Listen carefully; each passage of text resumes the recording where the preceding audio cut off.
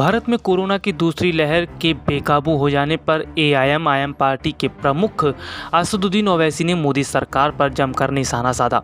ओवैसी ने कहा, देश में कोरोना महामारी को कंट्रोल नहीं कर पाने के जिम्मेदार सिर्फ और सिर्फ पीएम मोदी हैं। ओवैसी ने कहा, आपने पिछले साल लोगों को कहा था कि थाली बजाओ, उससे क्या हुआ? देश से क्या कोरोना भाग गया? उन्होंने कहा, प्रधानमंत्री ने अस्पतालों में सुविधा क्यों नहीं बढ़ाई? क्या केंद्र सरकार उस वक्त सो रही थी? देश की राजधानी दिल्ली में ऑक्सीजन की कमी क्यों हो गई? अगर हम आत्मनिर्भर भारत हैं तो क्या सऊदी अरब, रूस और दूसरे देशों से मदद ले रहे हैं? ओवैसी ने कहा, मृतकों को दफनाया जा रहा है, शव जलाए जा रहे हैं और इनको खून की खुशबू आ रही है। मोदी सरकार अदृश्य हो गई है। ओवैसी ने कहा कि अगर हमारे पास फंड होता तो लोगों को ऑक्सीजन या दवाई दे सकते, लेकिन अब कुछ नहीं हो सकता।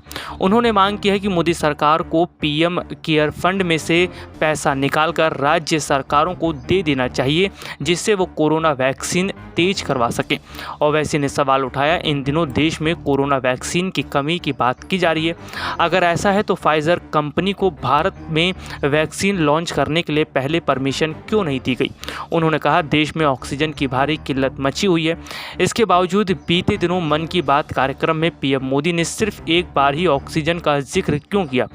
ओवैसी ने मीडिया को आगाह करते हुए कहा, मोदी के मीडिया चमचों, जाग जाओ, आपके खुद के लोग मर रहे हैं, अब तो मोदी का बाजा बजाना बंद कर दो। SPN9 न्यूज़ रूम की रिपोर्ट।